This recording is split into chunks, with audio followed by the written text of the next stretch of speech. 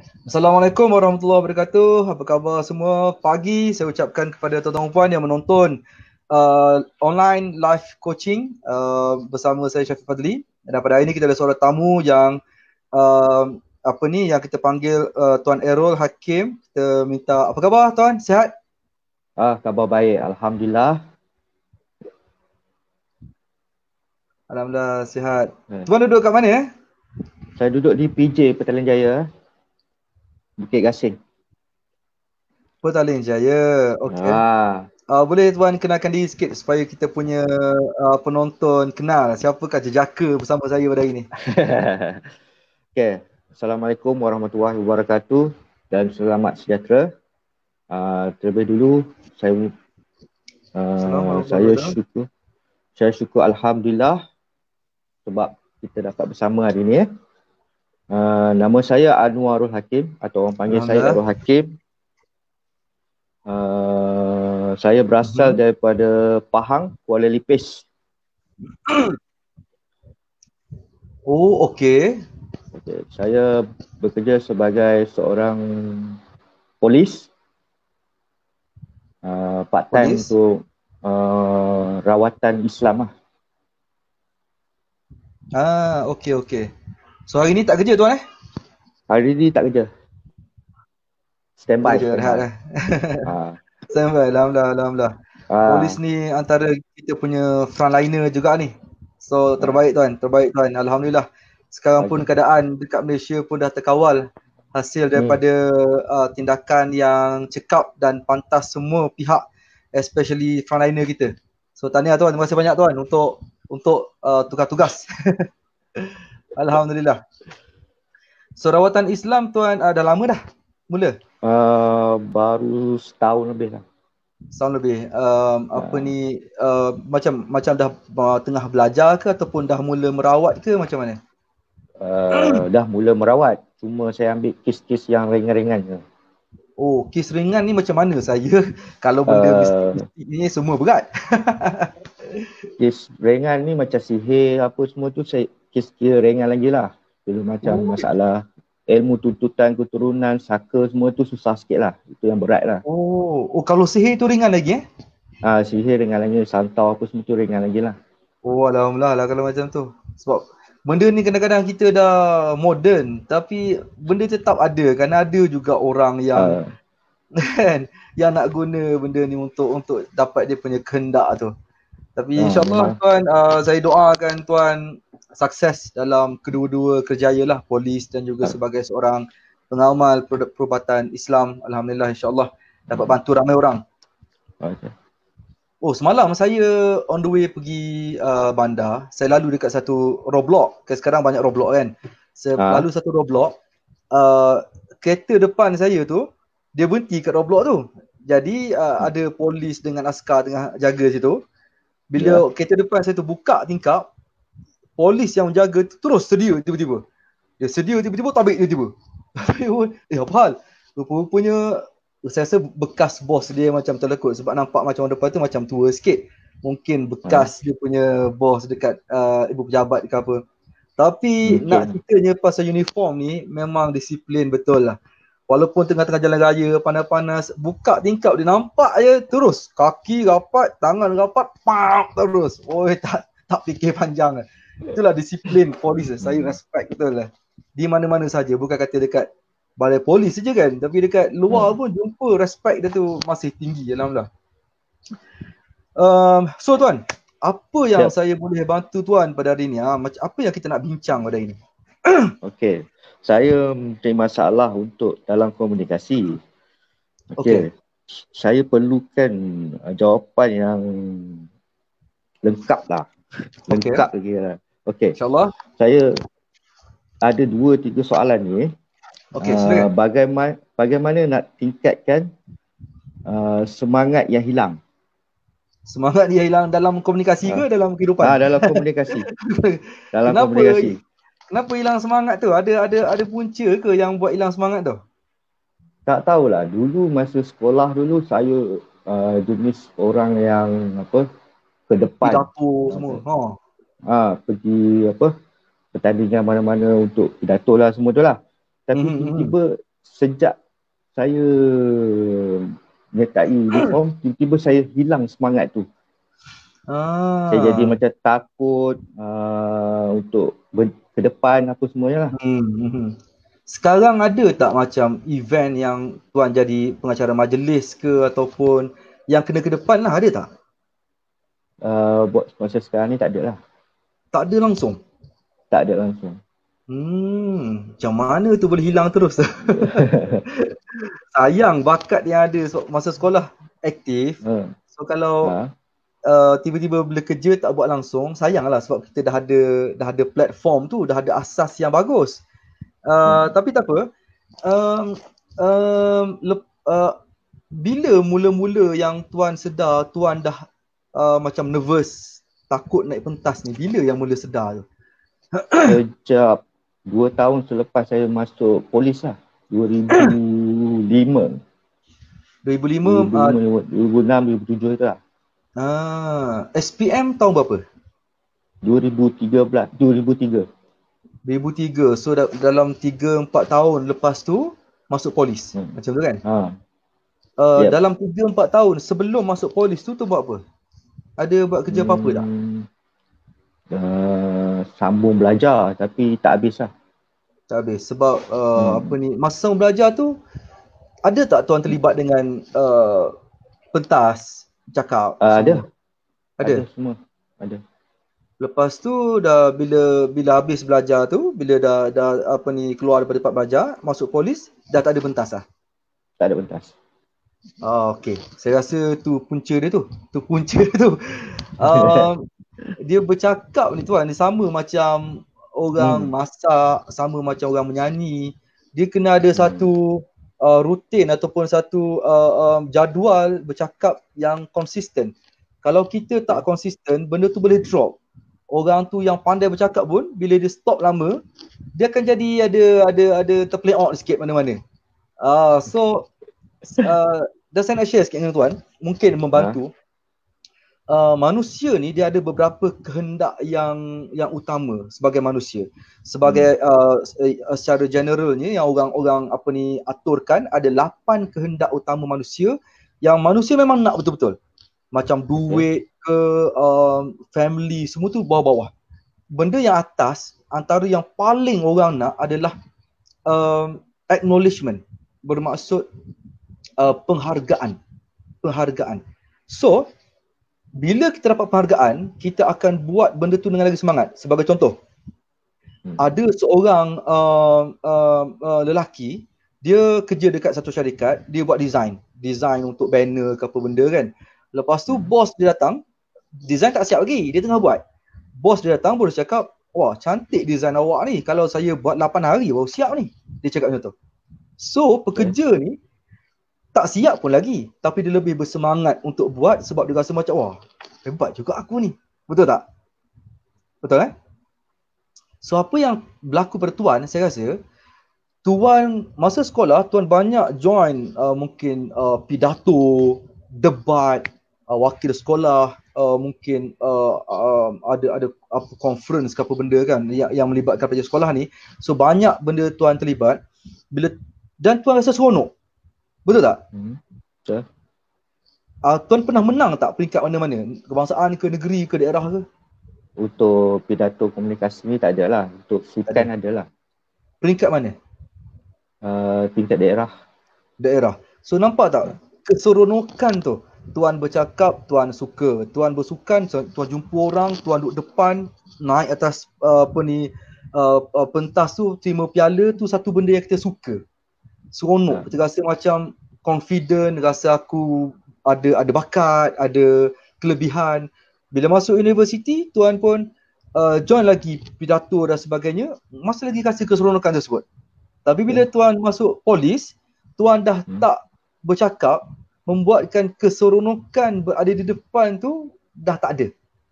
Akhirnya bila keseronokan tu tak ada, kita akan mula hilang keyakinan diri sebab kita tak ada benda nak tunjuk ke orang. Maksud saya tak ada benda kita nak, tak ada benda yang kita lagi bagus pada orang. Macam tu. Biasa kalau kita masuk pidato, debat, lagi-lagi kalau menang, kita rasa macam aku bagus dalam pidato debat. Tapi kalau kita tak masuk apa-apa, bukan kalah, tak masuk. Tak masuk apa-apa. Tak ada benda yang buat rasa apa kelebihan aku, apa kekuatan aku. So benda tu sebenarnya memang memainkan peranan penting dalam menentukan keyakinan dan semangat seseorang communicator ataupun speaker tu. Saya pernah jumpa ramai orang tuan yang kes dia macam tuan, tu yang saya jawab direct ni. Dia dekat sekolah, dia ketua pengawas lah, ketua rumah sukan lah, atlet sekolah lah, lepas tu masuk debat lah apa benda kan. Bila masuk universiti, dia masih lagi hebat, cuma tak ada platform, tak ada pertandingan, tak ada pentas yang buka pintu untuk dia naik dan sebagainya. Membuatkan dia tak boleh keluarkan benda tu. Lama-lama benda tu tepu, jadi duduk dalam diri dia saja. So tuan, apa yang saya boleh cadangkan pada tuan lah kalau untuk mengembalikan semangat yang hilang ni. Pertama sekali saya rasa tuan dah tahu apa kelebihan tuan. Okay? Tuan tahu, tuan pandai bercakap, tuan boleh berkomunikasi. Bukan setakat tuan tahu tapi dah terbukti. Tuan dah pernah mewakili sekolah dan sebagainya. So benda tu proven, terbukti. So sekarang tuan cari platform. Cari platform untuk bercakap. Benda paling simple kalau nak masuk pertandingan, takut-takut jadual lah dia ialah banyak kita kerja apa semua kan. Nak masuk kelab pun sama juga kan, nak pergi kelab tu mesyuarat malam lah, petang lah, kita kerja susah. Paling simple, tuan buat live dekat Facebook, Instagram, bercakap. Sebab bila kita bercakap, orang komen, orang like, orang view, itu pun dah cukup untuk kita rasa seronok kerana orang acknowledge yang kita ni boleh bercakap dengan baik.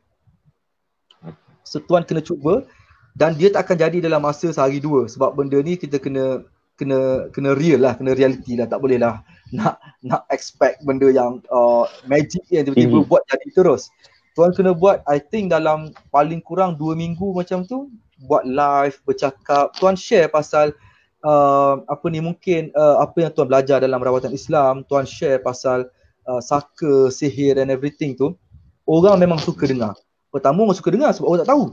Tuan kena ingat kalau tuan share benda-benda yang orang tak tahu, ada banyak kelebihan tuan dapat. Pertama sekali, tuan dapat menyampaikan ilmu, dapat pahala yang banyak sebab tuan share benda yang orang tak tahu.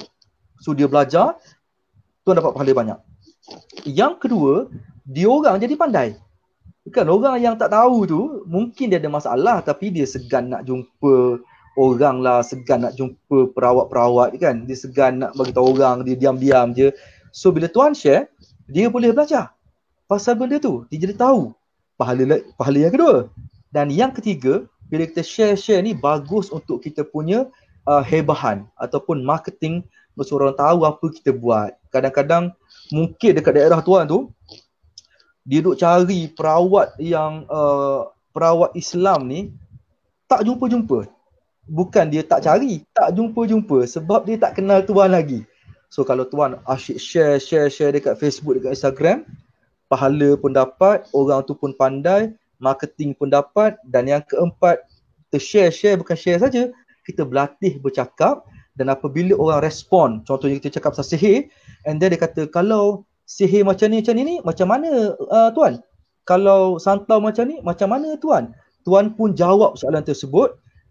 Dia akan pandai satu hal. Yang kedua, tuan akan develop keyakinan sebab tuan berjaya bantu dia, tuan berjaya bagi jawapan pada apa yang dia tak tahu. Di situlah keyakinan tu akan naik sebab alhamdulillah ada benda orang tak tahu, aku bantu dia sebab aku tahu. Sebab aku ada kat sini, so aku ajar dia and boleh menyelamatkan hidup dia. So insya-Allah dekat situ boleh develop keyakinan tuan, boleh develop semangat tuan, insya-Allah.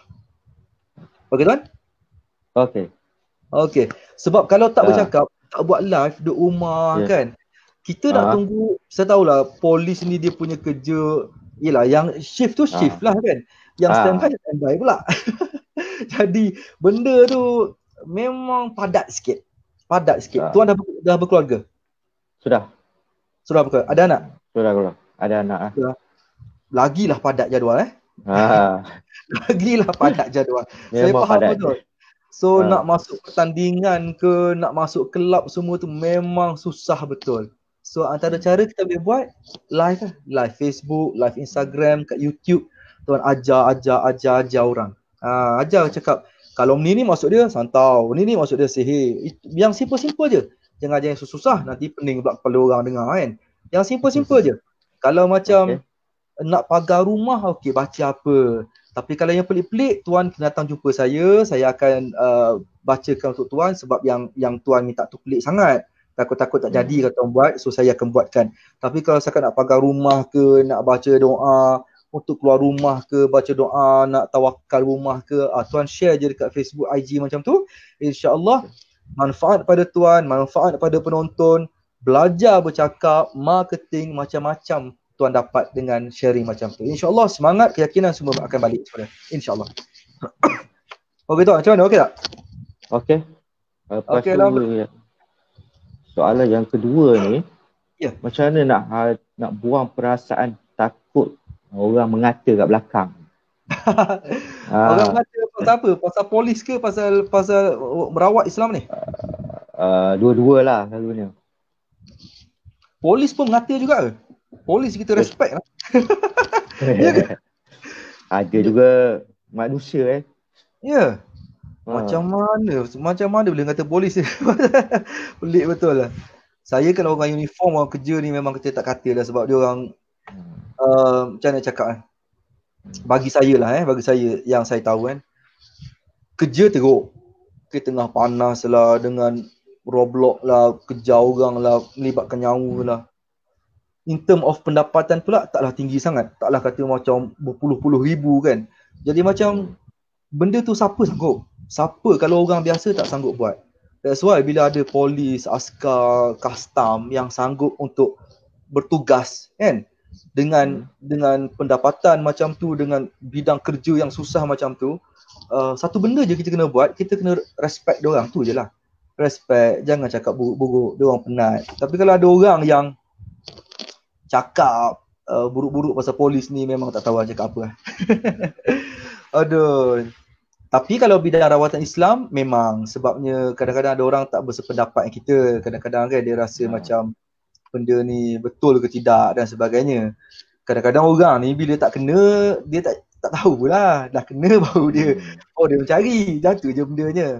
So saya nak, apa yang saya selalu buat kalau saya selalu pesan pada saya punya student saya, pada anak-anak buah saya dalam Pro Talk Malaysia, dalam Phoenix Circle, saya pesan benda yang sama, iaitu kita usaha di bahagian kita, bahagian Allah biar Allah buat. Sebagai contoh, kita usaha untuk buat baik, kita usaha untuk bantu orang, usaha untuk cakap baik pasal orang, tapi hasil dia kita tak ada kuasa. Betul tak kan? Macam tuan pun terlibat dengan orang Islam, mesti tuan pun dah biasa dengan benda ni kan. Sebagai contoh, kita berusaha nak makan, kenyang belum tentu. Kan? Makan tu kita usaha lah, beli makanan, makan tu usaha kita. Kenyang itu Allah bagi. So kenyang tu kita jangan duk tunggu kenyang. Kalau Allah bagi, Allah bagi. Allah tak bagi, tak bagi. Sama lah juga macam orang kerja kan, buat bisnes, usahalah buat marketing, buat sale. Kaya belum tentu. Sebab kaya tu Allah bagi.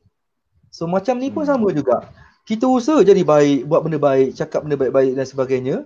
Orang lain pandang kita macam mana tu belum tentu. So tu biarkan bahagian tu. Bahagian tu bukan kuasa kita. Kuasa kita jadi yang terbaik. Sebab Nabi Muhammad pun macam tu juga kan. Perangai baik, mulut baik, semua benda baik. Ada juga Abu Jahal, ada juga Abu Lahab. Sama tak? Dah punya dah baik Nabi Muhammad, ada juga orang yang kata kan. So tugas kita buat bahagian kita, iaitu buat yang terbaik. Kalau ada orang yang puji kita, alhamdulillah, mungkin dia nampak kebaikan kita. Kalau ada orang yang tak suka kita, kutuk kita, mungkin dia tak kenal kita. Mungkin dia tak nampak apa kita buat. Mungkin juga memang jenis macam tu. Jenis pendengki, jenis hati hitam. Ada juga jenis macam tu. Mungkin juga jenis hasad dengki. Kan? Hasad dengki tengok orang senang sikit, dia tak boleh dah. Mungkin juga Allah nak uji kita, tengok kita ni dah baik, tengok ujian puasa, ujian solat dah boleh hadap. Macam mana kalau ujian mulut orang? Dah hadap ke tidak? So abaikan je tuan. Abaikan. Kecuali kalau yang kritik tu bagi kebaikan daripada kita. Kan. Contoh dia tu pakar. Contohlah dia ni pakar dalam bidang rawatan Islam. Sebagai contoh. Dia kata, ni Tuan Errol, awak ni baca ayat tu tak betul tu. Contohlah kan. Kalau dia yang pakar cakap, okey beres. Tak ada masalah. Sebab dia yang pakar. Kalau orang yang tak ada basic rawatan Islam tiba-tiba nak cakap kan, awak ni baca tak betul ni. Amboi. Macam, amboi. Awak tak tahu apa-apa pasal rawatan Islam tiba-tiba kan. So abaikan. Kadang-kadang ada orang ni dia just nak bercakap je. Dia just nak sebut. Nampak sebut. So kita abaikan. Sebab kadang-kadang ada orang ni macam itulah kehidupan dia. Dan orang macam ni biasanya tak bahagia sangat hidup dia. Duit banyak pun, kan? Duit banyak, rumah besar tapi tak bahagia. Gaduh sana sini dan sebagainya. Kita kadang-kadang bila jaga mulut, jaga akhlak kita kan, tak ada macam yang dia ada. Tapi kita bahagia. Harmoni dengan orang rumah, dengan anak-anak. Sebab kadang-kadang benda yang buruk keluar ikut mulut ni datang daripada hati yang buruk lah. Kan? Benda yang hitam keluar kat mulut datang pada hati yang hitam. So kita doakanlah dia, Tuhan pun doakan dia supaya dia dapat hidayah, terbuka hati lah sikit supaya janganlah duk kata-kata kat orang kan. Kadang-kadang awak tak kenal, awak tak tahu. Nanti rumah dia kena pecah masuk perompak, cari polis juga. Kan? Kereta dia hilang kena curi, cari polis juga. Masa tak memerlukan, kutuk kau. Bila dah hilang barang semua, cari polis juga. Bila anak dia sihat, kutuk perawat Islam. Tiba-tiba anak dia meracau tengah malam, cari juga perawat Islam. Jadi biasalah orang macam tu. Selagi tak kena, selagi tu dia tak nampak apa kita buat. So kita relax, kita bertenang, sabar, serah pada Allah apa pandangan Allah pada kita. Yang penting yang kita boleh kawal adalah kita sendiri. Kita kawal perbuatan kita, kawal mulut kita, kawal akhlak kita. Itu je bahagian kita. Bahagian orang apa boleh buat, dia orang punya pilihan lah. Satu lagi tuan, kalau kita nak berjaya, dia tak boleh dengar sangat orang ni. Macam saya buat training consultant. Saya tak pergi satu Malaysia lagi. Saya baru dalam 7 negeri saya jelajah untuk program. Awal-awal dulu memang saya jenis hati tisu sikit lah. Kalau orang cakap sikit kita dah mula nak sentap, dah mula nak marah-marah. Tapi apa yang saya belajar, bila kita sentap, marah-marah, tak bantu syarikat pun. Tak bantu bisnes pun. Tak bantu kerjaya diri pun. Kan? Kita cuma memuaskan hati dia. Dia kutuk kita, kita balas. Dia puas hati lah sebab dia berjaya sakit hati kita. So lama-lama saya belajar, di kebanyakan masa, majoriti masa, bila orang kutuk kita, kita diam je. Diam, jalan terus. Sebab kadang-kadang, orang yang bercakap, kadang-kadang 10% je orang yang kutuk kita tu betul-betul faham apa kita buat. 90% tu dia main sebut aja. So apa kita nak buat? Berusaha betul-betul, buat kerja kita betul-betul, sampai kita berjaya, kita diam je, tak cakap apa-apa. Kejayaan tu yang akan membalas untuk kita. So dia duk kutuk kita, orang dia nampak kita, berjaya dah Mamat ni. Hari tu aku kutuk dia kau-kau. Kan? Aku kutuk dia kau-kau, tengok dia dah berjaya dah. Alamak, dia dah hebat dah. So kita tak cakap apa-apa. Kan? Kita tak ada dendam apa-apa. Tapi kejayaan tersebut, kita yang berjaya tu pun dah cukup untuk menjawab apa cakap-cakap dia. Betul ya, Abang? Sampaikan je lah. Abaikan orang tu. Alright, Tan. Ada lagi yang saya boleh bantu? Macam saya ni, kadang-kadang ada idea tapi nak cakap tu depan orang yang pakar. Macam mana nak atasi perasaan malu juga. Idea tu berkenaan dengan kepakaran dia tu lah. Contoh nak cakap pasal kosmetik lah contoh. Di depan pakar kosmetik macam tu. Lebih kurang macam itulah. Yang tu memang nervous kan. Memang nervous. Tapi saya selalulah pesan pada saya punya motivator, trainer yang under saya selalu pesan, nak confident bercakap ni ada beberapa tips. Yang pertama sekali, kita betul-betul kena mahir topik tersebut. Contoh, tuan ada idea. Idea ni dia bukan benda lama. Kalau benda tu dah ada, tu bukan idea. Idea ni benda baru. Benda baru, betul tak? Contohnya orang tanya, macam mana kita nak kembangkan kita punya syarikat rawatan Islam sebagai contoh kan. Kalau kita kata, kita letak signboard, tu bukan benda baru, tu dah memang ada. Kan? Idea ni benda baru. Benda baru, contoh tuan nak cakap pasal kita masukkan kita punya rawatan Islam ni dalam Facebook sebagai contoh. Jadi sekarang pusat rawatan Islam tu tak ada Facebook lagi contohnya. So tuan cadangkan nak buat Facebook. Okey, tu baru. So apa yang tuan kena buat adalah sebelum mencadangkan nak masuk Facebook tu, tuan kena faham that specific issue. Tak payah faham semua benda. Faham pasal cadangan itu sahaja. Contohnya tuan kena faham Facebook ada berapa jenis. Facebook personal, Facebook group, Facebook page, kena faham yang tu. Lepas tu kena faham nak daftar bayar ke free, kan ada ke yang package bayar, ada ke yang package free. Lepas tu kena faham siapakah admin dia, siapakah dia punya author dia. So maknanya yang utama pasal Facebook tu kena faham. Baru kita akan ada confident. Yang jadi tak confident bila kita ada idea tu kasar sangat. Dia macam tak kemas lagi. Belum. Bila idea tu tak kemas lagi, memang kita tak akan confident. Sebab dia tak habis lagi. Idea tak habis. Contohnya kita kata, saya cadangkan kita masuk kat Facebook. Orang pun tanya, macam mana nak masuk? Kita buat, sudah. Tak tahu macam mana nak daftar, tak biasa dah pula. Habis kita.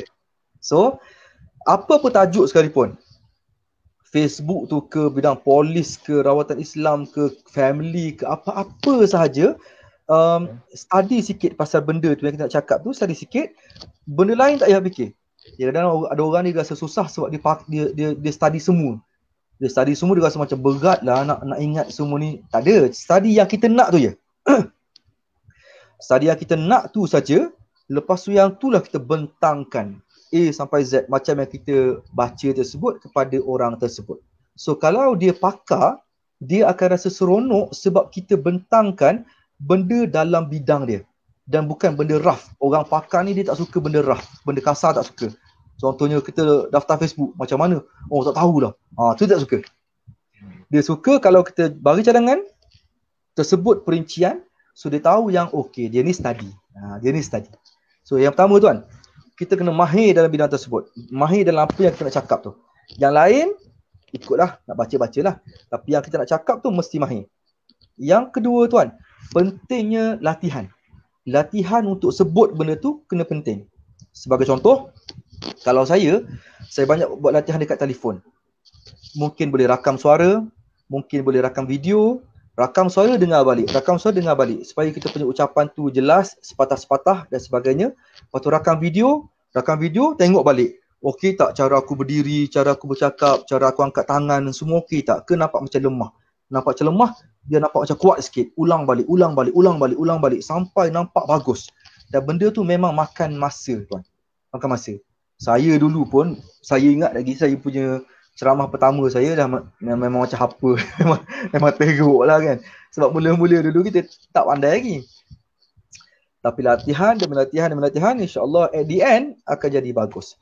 Yang pertama kena mahir kita punya topik. Yang kedua latihan dan rehearsal. Rehearsal ni termasuklah kita bercakap depan family kita ke, dalam kereta ke, cakap. Tegurlah pasal basuh pinggan ke, tegurlah pasal anak-anak jangan gurau dalam kereta ke, cakap je. And make sure kita sepatah-sepatah bercakap. And rehearsal juga termasuklah bercakap depan kawan-kawan. Contohnya dekat balai polis ke apa kan, ada member yang tengah duduk kat meja makan 3-4 orang, kita bercerita. Semalam aku jumpa ada seorang ni bercerita. Kita nak bukan nak cerita sangat pun. Kita nak berlatih bercakap supaya susunan cerita kita tu betul. Jadi bila susunan tu betul, ayat betul, perkataan pun jelas, diorang akan faham. Bila diorang faham, kita akan seronok sebab kita tahu ucapan kita tu difahami. Okay? So tu dua benda. Dan yang ketiga last sekali tuan kena ada satu mindset, tanam dalam otak kita, mesti tanam bila kita bercakap, kita bukan nak impress orang lain. Kita bukan nak buat orang rasa macam hebatlah dia ni, baguslah dia ni, power lah dia ni. Bukan. Kita bukan nak dia orang puji kita, puja kita. Bila kita bercakap, kita set dalam otak kita, aku cuma nak berkongsi informasi, berkongsi maklumat. Tu je. Kalau kau tak tahu lagi pasal benda ni, okey, ni maklumat, ambil. Kalau dah tahu, ini peringatan sahaja, ambil. Set macam tu. Biasanya orang nervous ni bila dia fikir, aku bercakap, aku nak suruh orang rasa kagum, aku nak suruh orang tepuk tangan, nak suruh orang rasa aku hebat. Tu yang nervous tu. Sebab nanti kan, alamak kang tak tepuk kang macam mana? Alamak kang aku buat punchline lawak kang tak gelap macam mana? Alamak kang aku bercakap 2 jam dia tak faham macam mana? Sudah. Nervous. So jangan fikir nak impress orang, fikir aku nak sampaikan maklumat. Kalau kau tak tahu lagi, okey ambil maklumat ni. Ni maklumat baru ambil. Kalau dah tahu dah, okey tak apa, ni peringatan je. Fikir macam tu. InsyaAllah 3 tu insyaAllah. Tak ada apply, cuba buat hari-hari kan. Tak payah lama, sehari 5 minit dah cukup lah. Yang penting kena buat hari-hari. Kan, contoh dekat meja makan tu, bercerita. Tuan kalau dekat meja makan dengan kawan-kawan, bercerita ke dengar je? Dengar je lah. Dengar je. Okey, start hari ni, tuan bercerita pula. Okey. Okay. Selama ni aku dengar cerita kau, sekarang kau dengar cerita aku pula. Cerita je apa-apa. Aku punch card awal ke, aku on the way datang tadi, aku break kucing ke, cerita apa benda pun. Yang penting, ya kita bukan nak bercerita sangat pun. Kita nak berlatih bercakap. InsyaAllah dalam masa mungkin sebulan, 2 bulan, macam saya sebut tadi lah, dia tak cepat. Benda dia cepat-cepat tu memang mengarut semua tu. Benda yang natural, yang semula jadi ni, mesti ada latihan dia. Latihan dia. Macam kawat kaki kan. Tuan polis tahu lah. Saya dulu dekat universiti masuk kat uniform. Tu yang tahu pasal uniform ni. Tu seronok sikit cakap uniform. Kawat kaki, contoh kalau kita nak dihafal gerakan. Dia tak faham pun. Bergerak ke kiri pusing, menghadap ke belakang pusing. Dia tak faham pun. Tapi kita minta dia hafal. Okey, yang pertama kau pusing sini. Kedua pusing sini. Bila masuk pertandingan, dia mungkin menang. Tapi kalau tanya dia, kau faham tak bahasa hukuman tu? Tak faham pun. Tak faham. Sebab benda segera. Kita minta dia hafal. Kan? Tapi kalau orang yang macam tuan masuk polapol masuk polapol ke mana-mana kan, yang hari-hari kena lenjan ni, bagilah hukuman apa pun, bagi hukuman on the spot pun, dia boleh buat. Sebab benda tu ada proses dia. Kan? Ada proses dia. Jadi bila benda tu ikut proses, dia akan jadi lebih pure, lebih natural. Contohlah kan, kalau yang menghafal ni, kita bagi dia 10 gerakan kawat kaki nak hafal.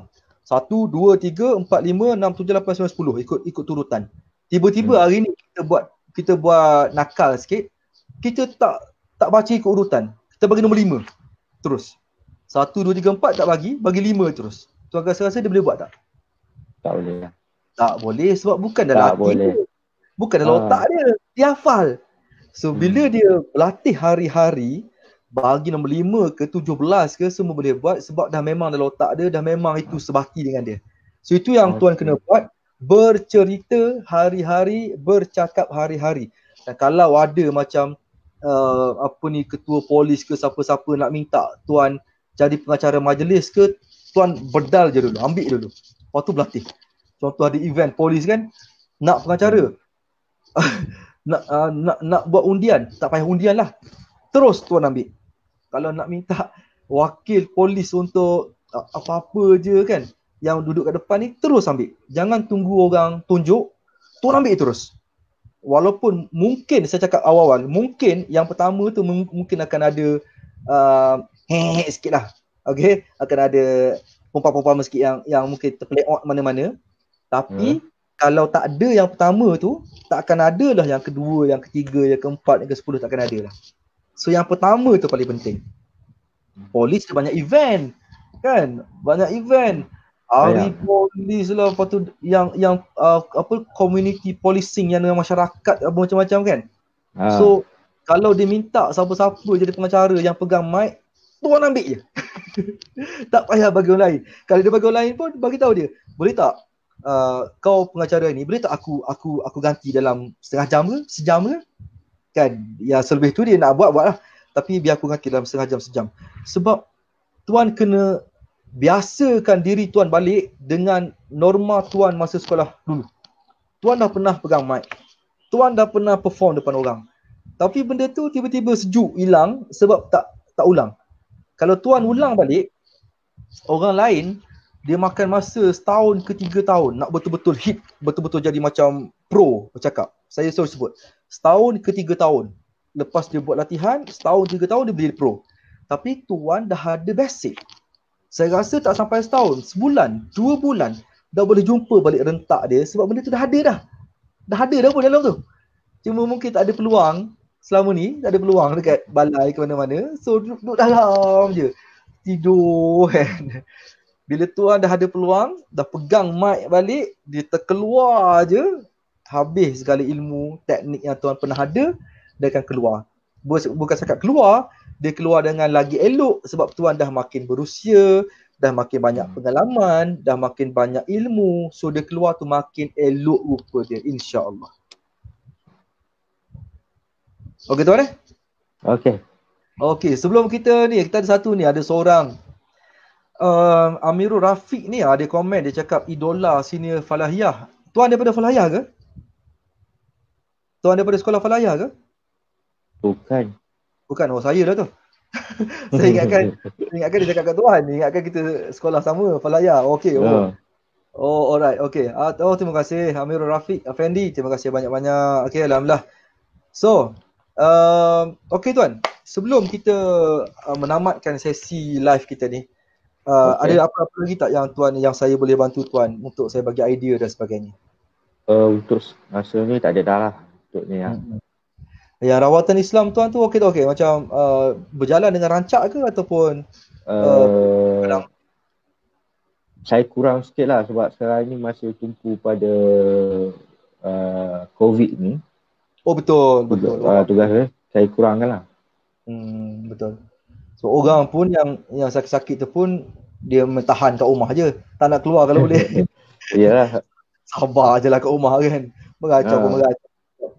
Tapi okey lah. Kalau sebelum COVID ni okey lah. Okey lah. Alhamdulillah. Dan banyakkan buat marketing kan. Kadang-kadang bukan orang, banyak kawan saya yang buat macam khidmat macam tuan ni. Diorang ada masalah, kadang-kadang orang tak datang lah apa benda kan, tak percaya apa benda. So saya beritahu diorang, kadang-kadang bukan orang tak datang, bukan orang tak percaya, tapi sebab orang tak tahu kita buat benda tu. So kalau orang tahu, orang datang lah. Sebab tu dah pentingnya hebahan bagi tu orang. Dan kadang-kadang dia kata pula macam mana, ada orang tanyalah, mungkin tuan dah settlekan benda ni, tapi ada kawan saya yang terlibat benda ni tanya macam mana nak suruh orang percaya kan kepada kita, sebab benda mistik macam ni bukannya nampak apa benda kan. Saya kata percaya ni senang je, nak suruh orang percaya ni senang. Kita kena selalu share, kena selalu kongsikan dekat Facebook, Instagram. Kalau kita share seminggu sekali, orang tak yakin. Share tiap hari. Contoh, kalau dia pergi dia nak cari nak cari daun bidara sebagai contoh kan. On the way pergi cari tu, ambil gambar, ambil video, buat video kan. Assalamualaikum, saya on the way nak ke depan masjid nak ambil daun bidara sebab petang ni insya-Allah akan ada seorang datang buat rawatan, kita akan perlukan daun bidara ni untuk rawat dia. Tu je. Cerita tu je. Tapi hari-hari kan, contoh lagi nak pergi cari apa benda lagi, nak cari botol untuk air kan, contohnya. Assalamualaikum semua, saya on the way pergi pasar nak beli botol-botol sebab saya punya botol-botol yang untuk pesakit saya dah habis dah semua. Minggu ni ramai sangat datang, so tak sempat nak top up botol, so nak pergi pasar lah ni. Kalau korang ada botol-botol banyak nak bagi tu, bagi tahu lah, saya nak pergi ambil kan, macam tu. Jadi Bila hari-hari orang nampak, oi dia ni ambil daun bidara lah, cari botol lah, baca surah ni lah, amalan lepas subuh lah. Hari-hari share, seorang kata dia ni serius ni. Dia ni serius ni. Bila orang cop, dia ni serius ni. Orang akan percaya pada kita. Orang tak percaya bila dia ni ya ke buat ni. Kadang-kadang duk post pasal rawatan Islam. Kadang-kadang duk post pasal dia duk modify kereta. Kadang-kadang duk post pasal dia pergi cari mangga lah apa benda tak ada kaitan. Tu orang kata dia ni betul ke? Tapi kalau kita hari-hari post pasal rawatan Islam, daun bidara, air zam-zam, bacaan-bacaan ruqyah, amalan lepas subuh. Post benda macam tu orang rasa macam dia ni serius. Bila orang cakap dia ni serius, orang akan mula percaya pada kita. Itulah benda ni. Sebab benda ni macam saya sebut tadi lah. Selagi tak kena, tak percaya. Okay. Betul tak? Selagi betul, tak kena, tak percaya. Dah kena, dah mata dah terbeliak, dah meracau, barulah start kan. Oh, percaya. Cari siapa yang pandai tu. Masa tu juga nak percaya. Alright tuan, so saya harap perkongsian saya ni dapat bagi manfaat dan bagi ilmu yang bermanfaat pada tuan untuk tuan amalkan, insyaAllah tuan. InsyaAllah. InsyaAllah. Macam mana sharing kita pada pagi ni, okey tak okey? Okey tuan, saya rasa macam ada semangat sikit lah untuk naik. InsyaAllah, alhamdulillah. Nanti kalau tuan dah ada peluang jadi MC ke, jadi pengacara ke, bercakap depan tu, tuan ambil gambar, tuan tag saya. Saya nak tengok macam mana progress tuan, insyaAllah. Kalau tuan buat live dekat Facebook ke IG ke, tag je saya. Boleh saya tengok live tuan kan, nampak progress, insyaAllah. So tuan, video ni tak akan dipadamkan, akan ada dalam Facebook Pro-Talk Malaysia dan juga akan ada dalam YouTube Pro-Talk Malaysia. So kalau tuan contoh next time tuan apa dah hari tu cakap dekat dalam live, lupa dah, tuan boleh play balik dalam YouTube boleh, dalam Facebook boleh. Play je balik, dapat dengar kita bercakap ni awal sampai habis. Alright, dan video ni juga boleh ditonton oleh orang lain. So kalau tuan-tuan kalau tuan nak share video ni pada kawan-kawan pun yang mungkin polis sama-sama dengan tuan, ataupun mungkin perawat Islam sama-sama macam tuan, ataupun mungkin kawan-kawan tuan yang nak bercakap tapi tak confident, yang ada masalah sama macam tuan, tuan boleh share je video ni, dia dapat juga belajar something daripada perkongsian kita pada hari ini. InsyaAllah tuan InsyaAllah. Okey tuan, terima kasih banyak-banyak. All the best. Okey, terima kasih banyak tuan. Assalamualaikum warahmatullahi wabarakatuh. Waalaikumsalam warahmatullahi wabarakatuh. Pagi.